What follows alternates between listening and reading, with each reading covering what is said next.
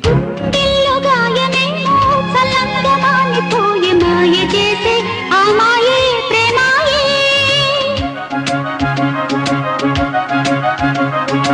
ఎంత గాయమైన గానీ నా మేనికేమి కాదు పువ్వు సోకి నీ సోకు కందేనే.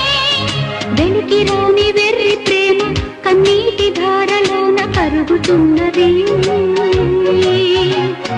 నాదు శోకమోపలేక నీ గుండె బాధపడితే తాళనన్నది.